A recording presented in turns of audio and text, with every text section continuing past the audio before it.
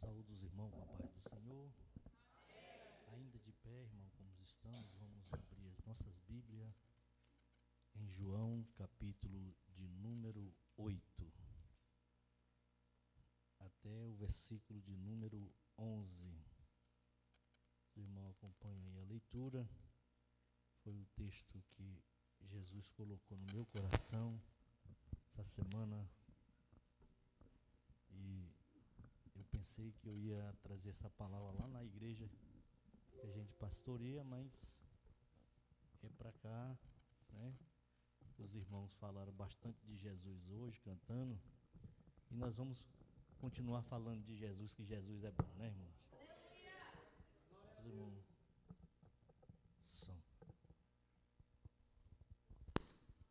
então, os irmãos acharam o texto? Amém? Vamos continuar aí a leitura, como aqui vocês fazem, a leitura responsiva. Vamos ler um versículo, os irmãos, em seguida ler até o versículo de número 11. Jesus foi para o Monte das Oliveiras. Versículo 2, os irmãos leem o versículo 2.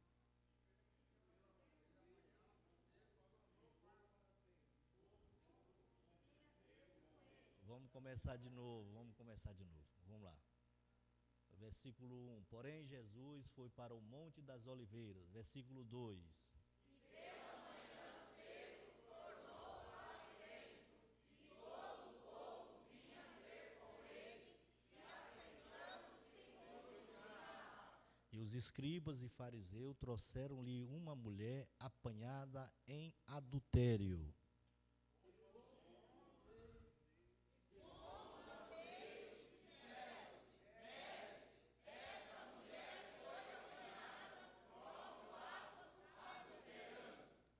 E na lei nos manda Moisés que as tais sejam apedrejadas. Tu, porém, que dizes? Isso diziam eles, tentando para que tivessem de confessar. Mas Jesus, inclinando-se, escrevia com o dedo na terra. E como insistia, perguntaram, endireitou-se e disse-lhe: aquele que dentre vós está sem pecado, seja o primeiro que atire a pedra contra ela. E tornando a inclinar-se, escrevia na terra. Quando ouviram isso, saíram um, a começar pelos mais velhos até ao último, ficando só Jesus e a mulher que estava no meio.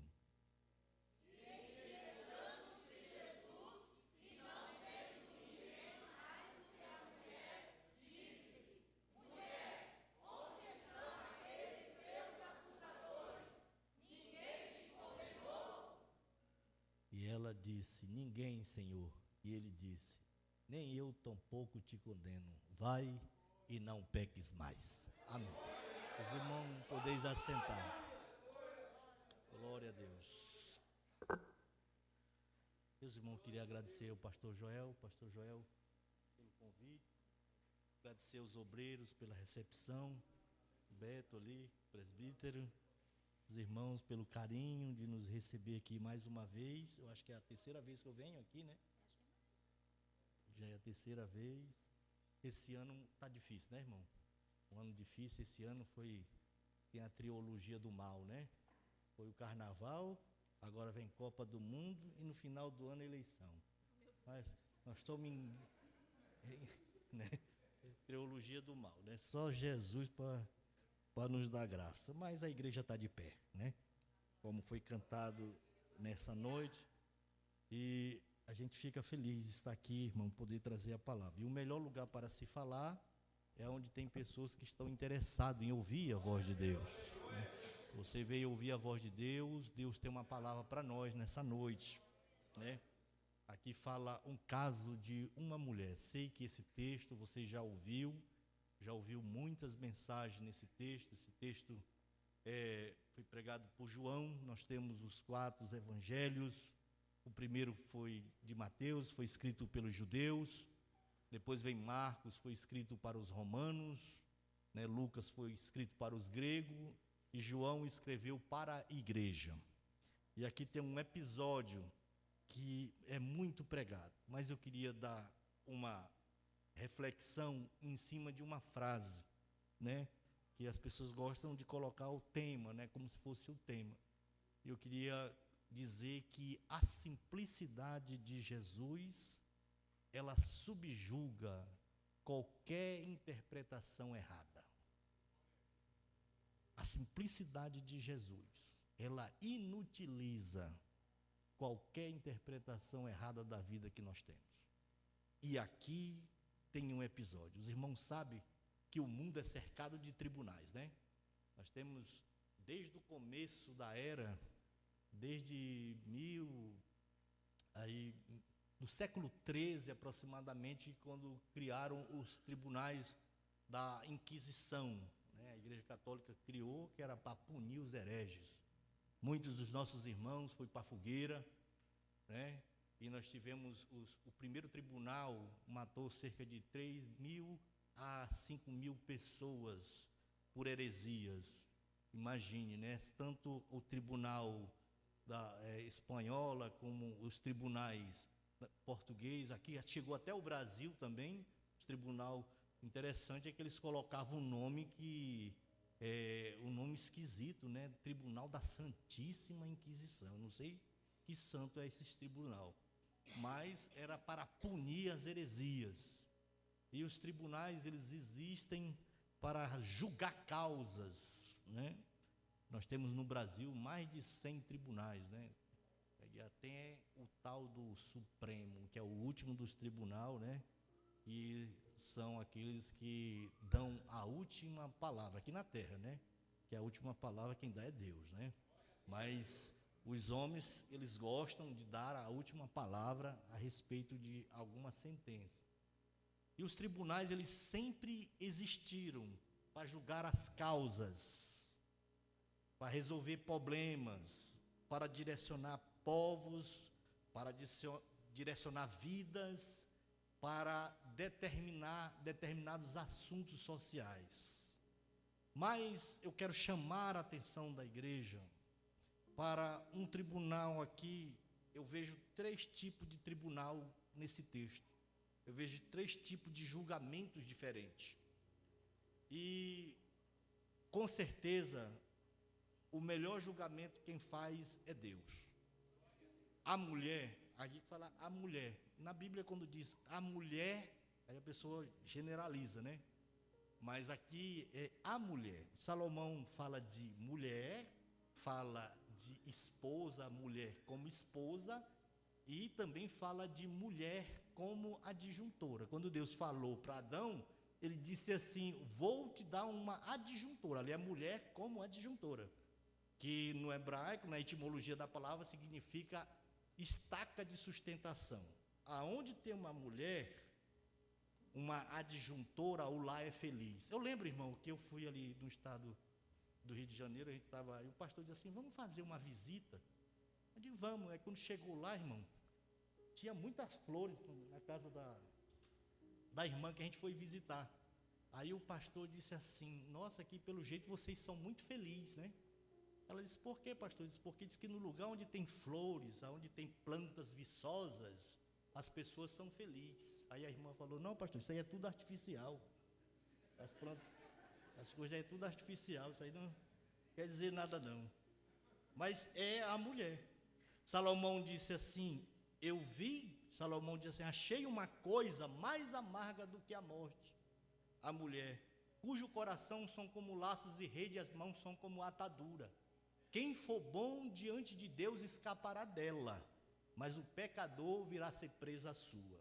Isso aí Salomão fala da mulher, da esposa, quando ele vai dizer em Provérbios 12, versículo 4, que ela é a coroa do marido. E aqui proceder vergonhosamente será como câncer nos seus ossos, né?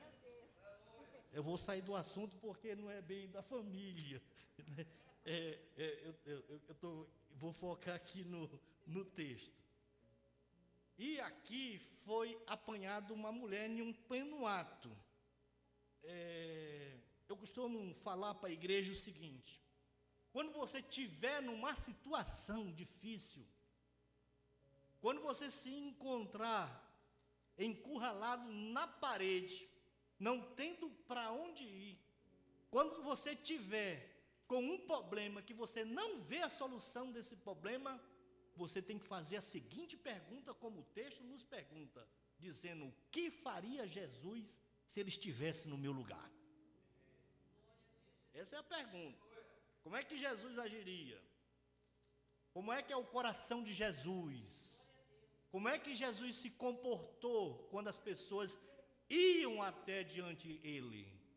Aí, irmão, aparece o primeiro tribunal. Quem foi que trouxe? A mulher, não foi os escribas e os fariseus? Trouxeram a mulher diante dele para acusá-la. E o primeiro tribunal que aparece aqui é o tribunal da opinião pública.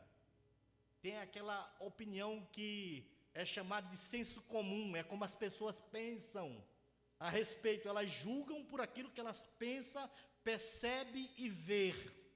Elas não têm um olhar espiritual, elas simplesmente pela questão da ética, da moral, por alguma coisa que possa levar ela a fazer esse julgamento.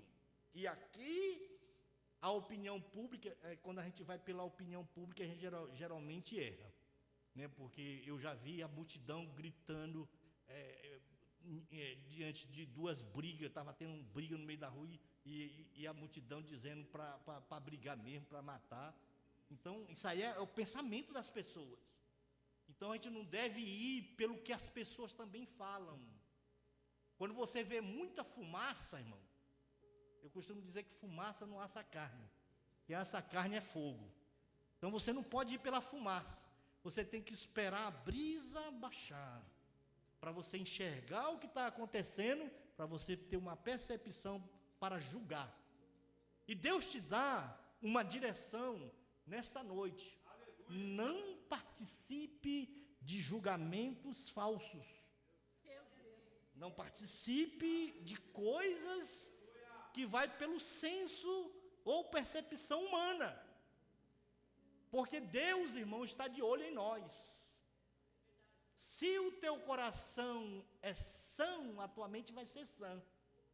Se o teu coração é mau, do teu coração tu vai tirar maus tesouros para fazer o mal.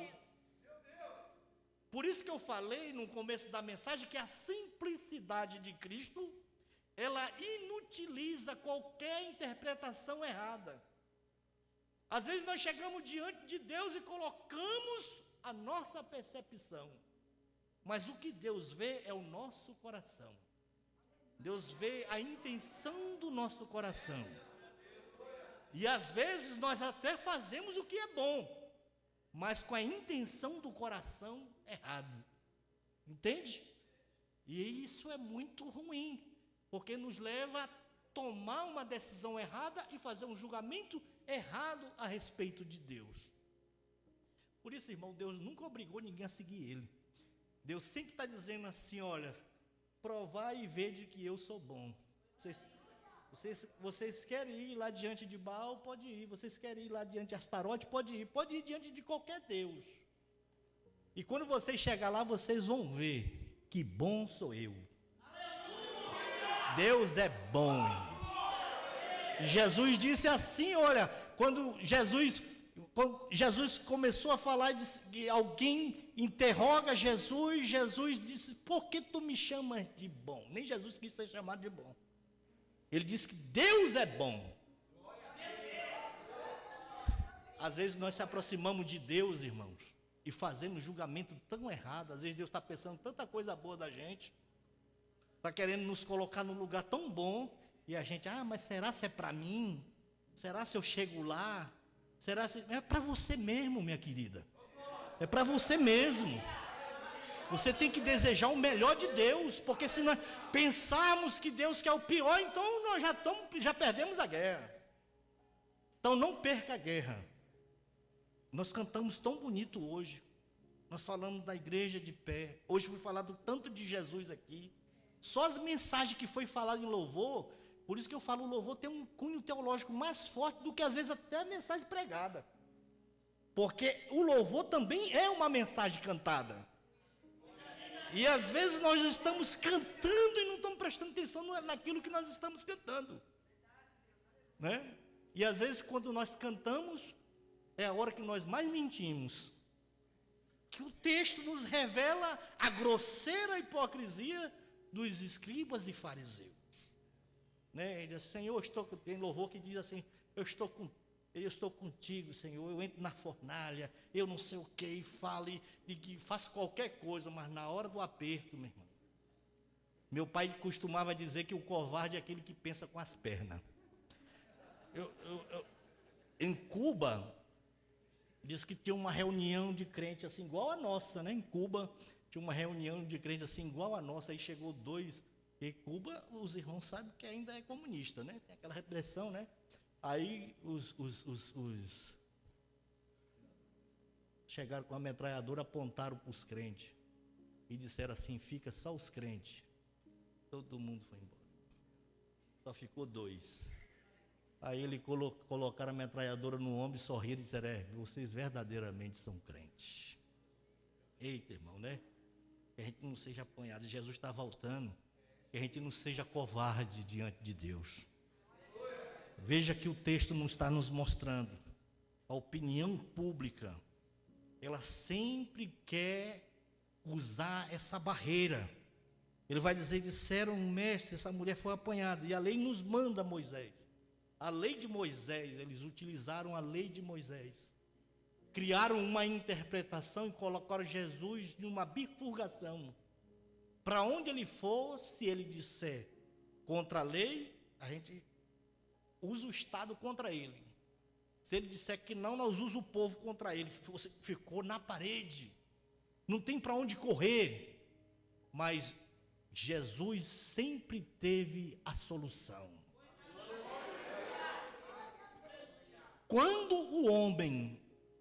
Quando o julgamento é pela opinião pública, não funciona,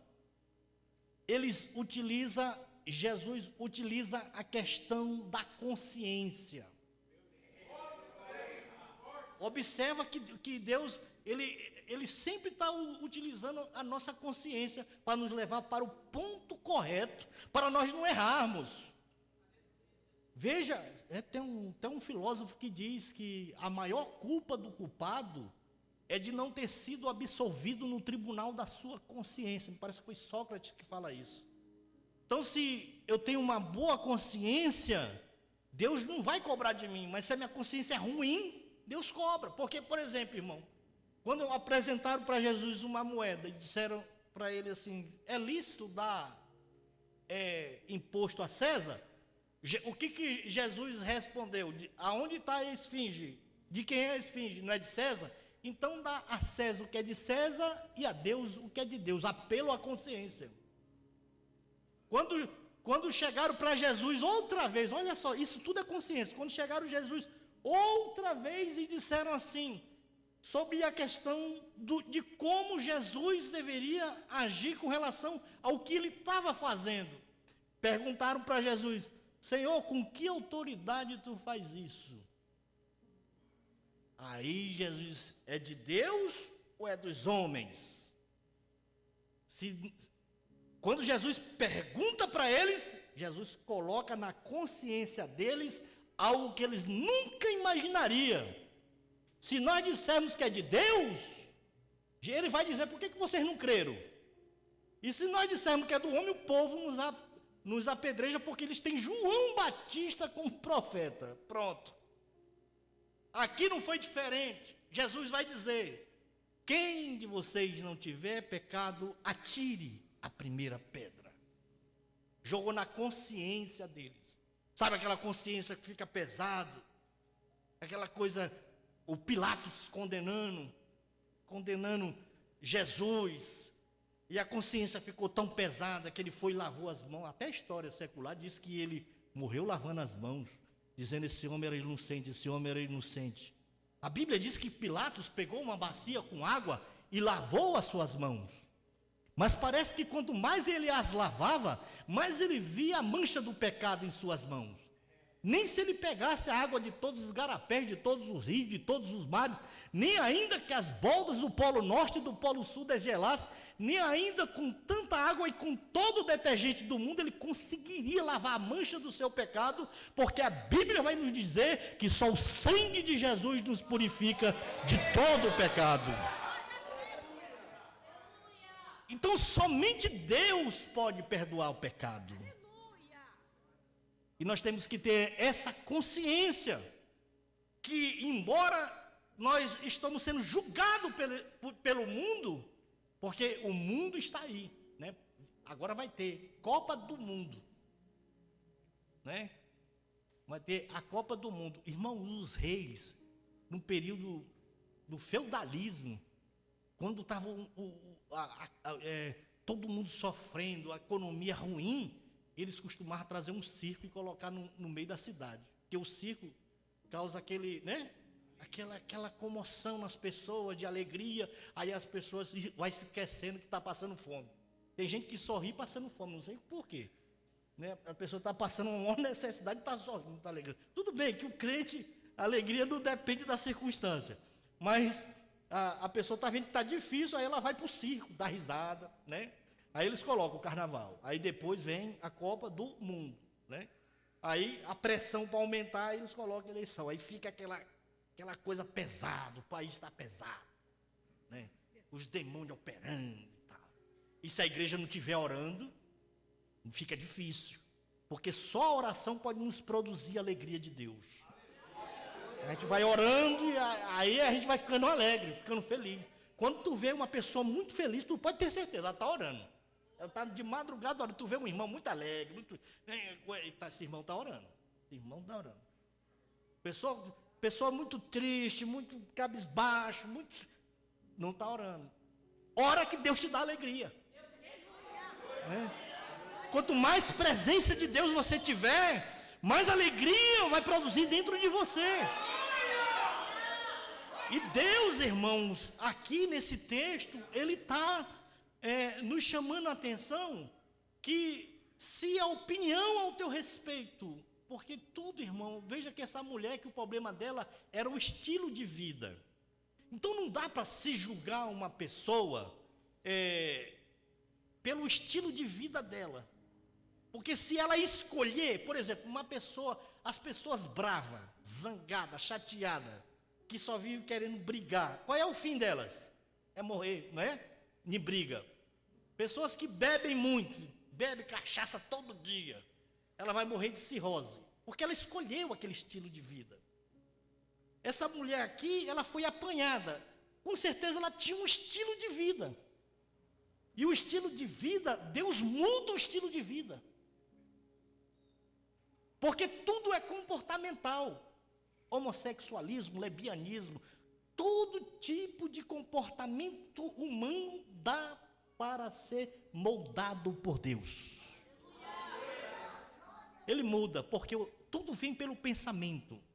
A pessoa primeiro semeia o pensamento. Quem semeia o pensamento, né, é o René Finens, o caracterólogo que estudou o caráter do homem mais de 30 anos. Ele dizia que tudo vem pelo pensamento. Semeia-se o pensamento, colhe-se o ato. Semeia-se o ato, colhe o hábito. Semeia-se o hábito, colhe o caráter. Semeia-se o caráter, colhe o destino. Era o estilo de vida dela que levou ela a viver daquele jeito. Mas o que é melhor aqui nesse texto é que, embora a opinião pública tenha um parecer ao teu respeito, embora a tua consciência não seja suficiente para alcançar a graça de Deus, aqui ele entra no texto quando Jesus disse: fica só Jesus e ela. Não tem tribunal mais excelente do que o tribunal da graça de Deus. Esse é o mais excelente.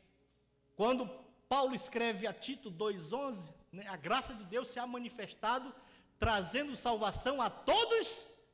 É a alguns homens ou é a todos os homens? Então, a graça de Deus se ha manifestado, trazendo salvação a todos os homens. A graça só salva?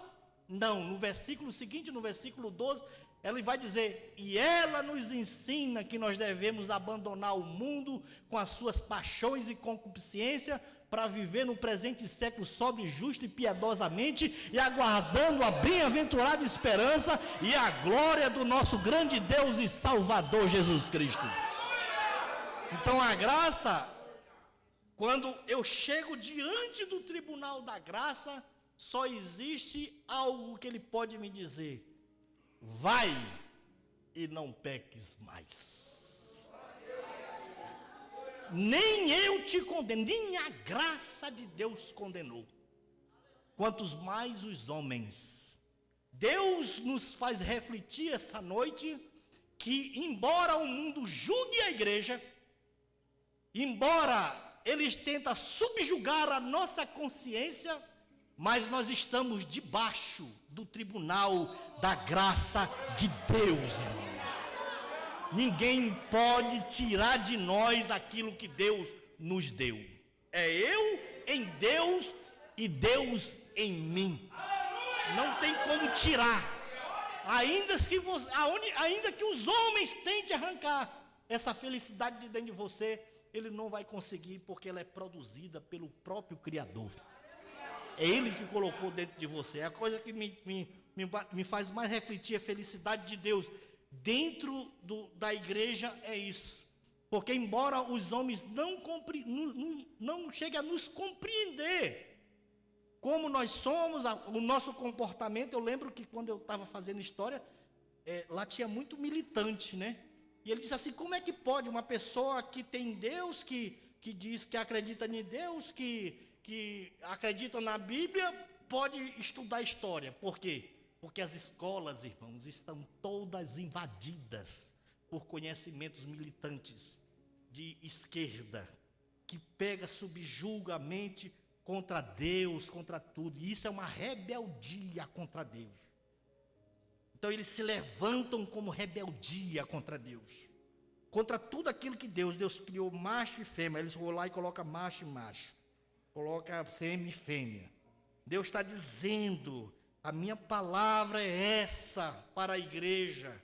A graça alcança todos, mas é possível que alguém venha questionar a graça. Mas a graça, ela está de braços abertos. Ela está dizendo: vai e não peques, mas ela não está te condenando, ela está te absolvendo. O homem não é condenado, irmão.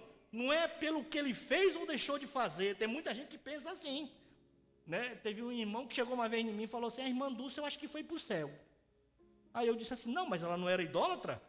Os idólatras, a Bíblia diz que não herdarão o reino do céu. Aí ele continuou falando. Eu disse assim: não, deixa eu te explicar. É que tem pessoas que vieram para a terra e realmente foram pessoas boas. A Bíblia dá um exemplo de Cornélio, não é isso, irmãos? Pessoas boas, faziam as coisas tudo, dava esmola, ajudava os pobres e tal, mas faltava ele se encontrar com Jesus.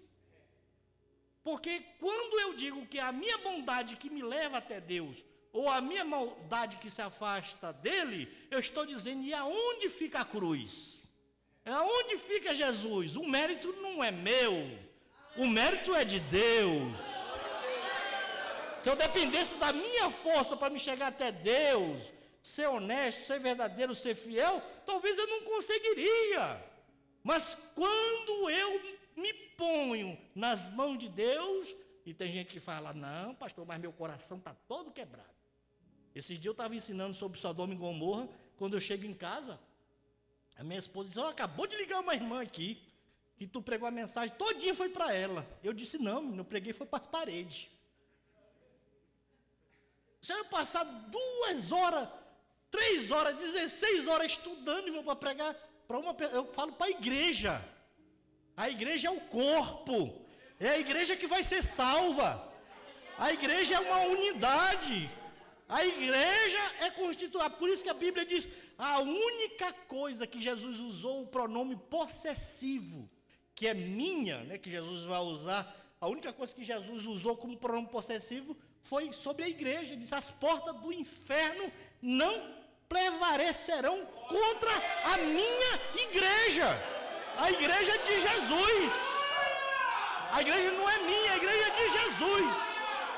Foi Ele que morreu por ela. Nós estamos nessa noite diante do tribunal da graça de Deus. É o tribunal da graça de Deus que nos absorve, que olha para a nossa mente, para o nosso coração, que ainda que haja impureza, Ele nos purifica de todo o pecado. Ele nos purifica de toda a obra morta. Ele tira tudo aquilo que é ruim para colocar o que é bom dentro do nosso coração. E às vezes nós não entendemos como Deus opera, né? As dificuldades, você pode observar. Quando eu era novo convertido, que eu aceitei Jesus, a primeira coisa que me aconteceu foi alguém me agredir na porta da igreja. Por que o inimigo fez isso? Porque o inimigo sabia que eu tinha vindo de grupos de lutadores de karatê, de capoeira. Eu era valente, irmão. Eu era tão brabo, eu era tão brabo, irmão, que minha irmã foi na igreja católica pedir para o padre fazer uma campanha para Jesus me libertar. Aí eu disse assim, pronto. Aí foi quando eu aceitei Jesus. Por isso que eu falo, irmão, o valente, ele só é valente depois que o outro entra dentro dele. Jesus é o valente, irmão.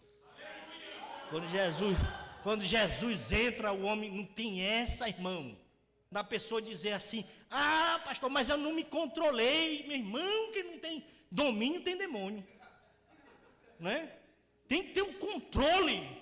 Cristo está na sua vida. Observe que quando Jesus tem um encontro com essa mulher aqui, quando ela saiu, eu acredito, nunca mais se ouviu falar dessa mulher. Entendeu? Porque, irmão, tem conversão que é súbita e tem conversão que é paulatinamente. Paulo caiu da cavalgadura, ficou crente, nunca mais Paulo, né? Sofreu espinho, coisa, não sei o quê, reclamando, mas fica na minha presença. Agora Pedro demorou mais, né, irmão? Pedro demorou, irmão.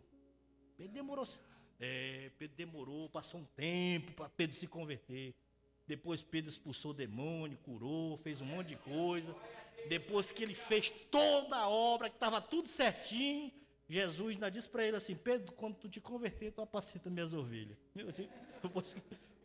Faz todas as coisas para Jesus, tudo certinho, não erra em nada. E Jesus chega diante de mim e diz assim, olha, quando tu te converter, tu faz a minha obra, tá? Aí, porque Deus sabe, irmão, quem é e quem não é. Então não adianta eu chegar, me colocar e dizer assim, não, eu sou. É melhor você dizer assim, eu não sou, Senhor. Aí Deus diz assim, então tu é.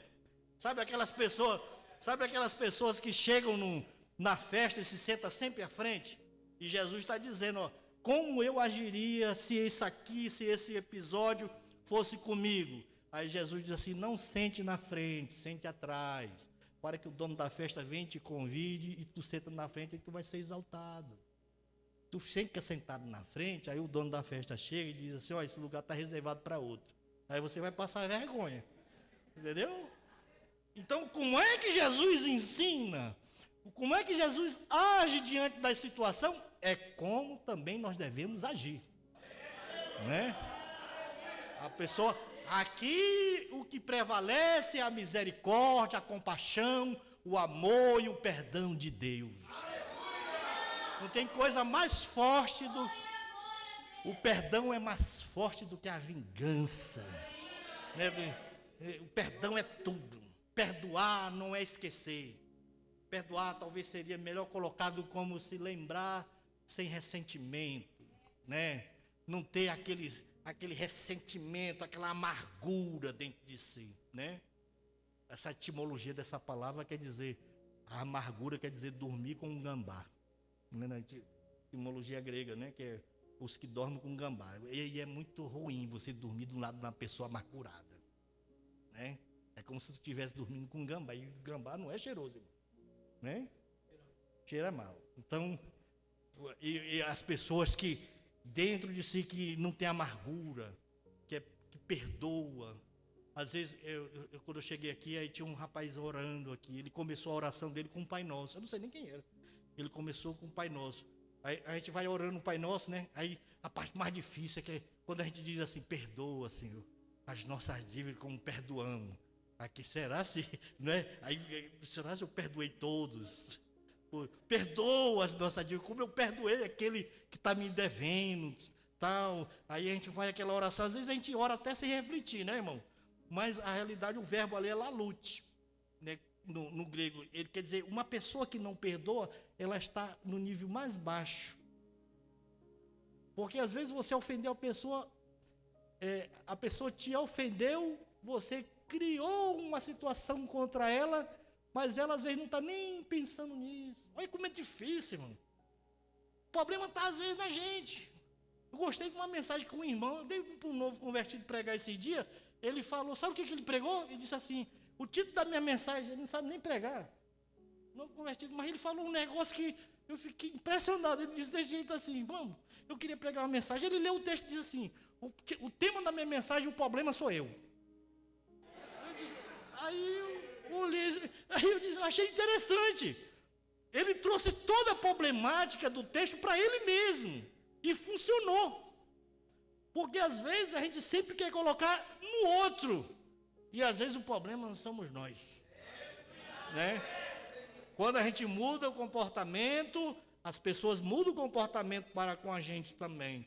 Essa mulher mudou o comportamento e ela alcançou a graça de Deus.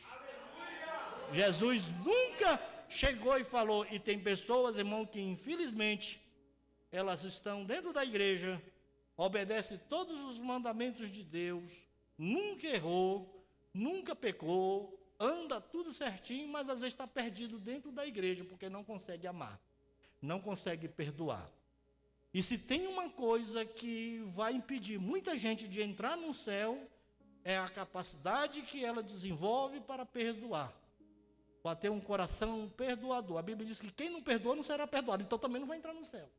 Quem blasfemar contra o Espírito Santo não vai entrar no céu. Então, tem condições.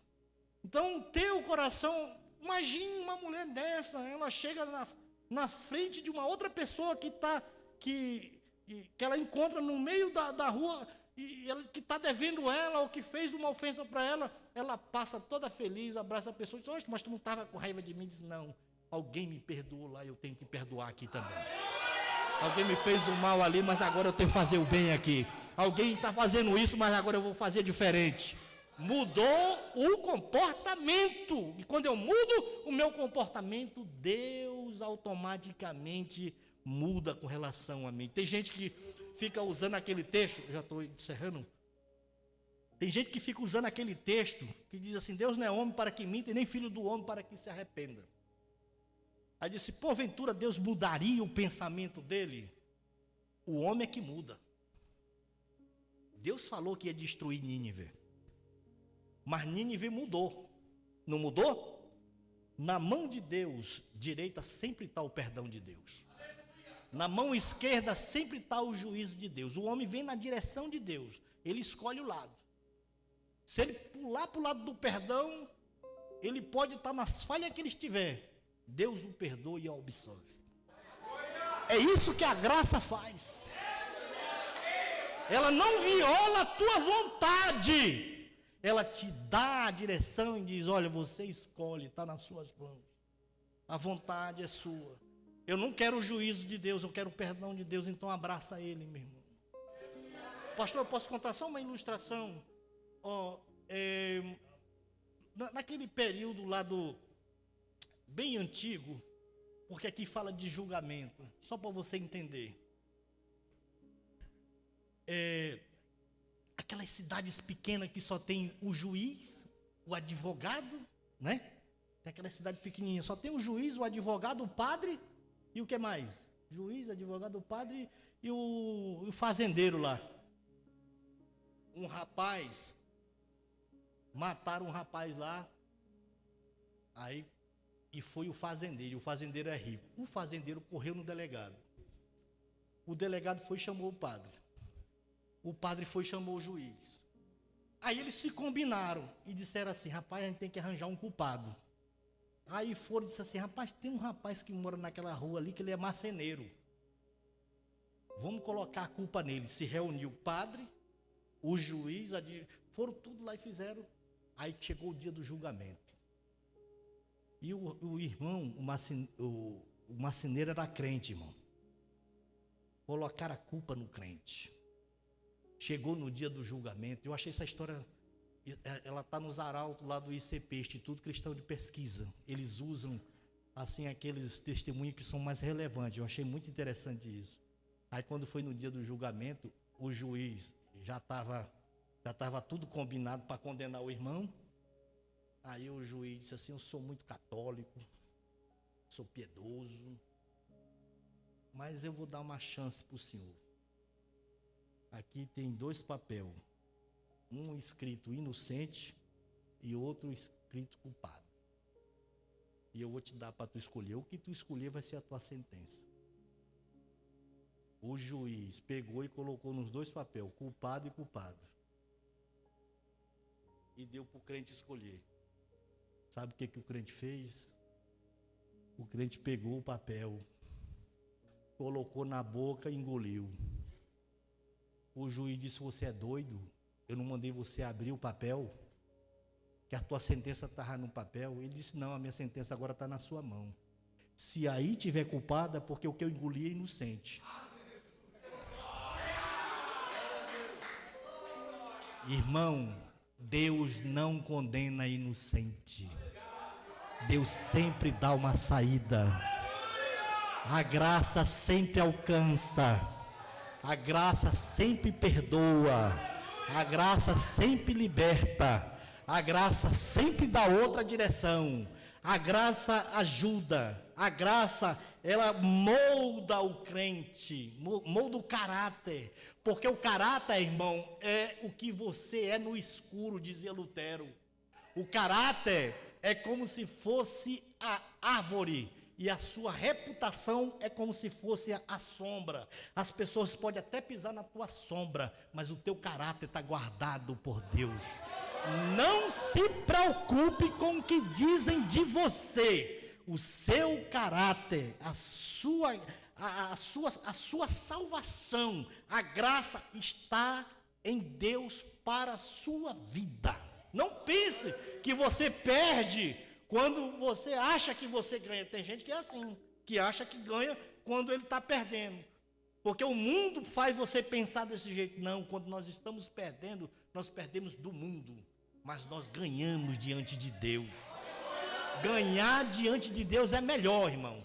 Então aceite que o Tribunal da Graça hoje diz para a igreja: eu absolvo. Ainda que o mundo te aponte os teus pecados, a graça te liberta, a graça te salva, a graça te limpa e a graça te traz aos pés de Jesus. Amém. Deus abençoe os irmãos.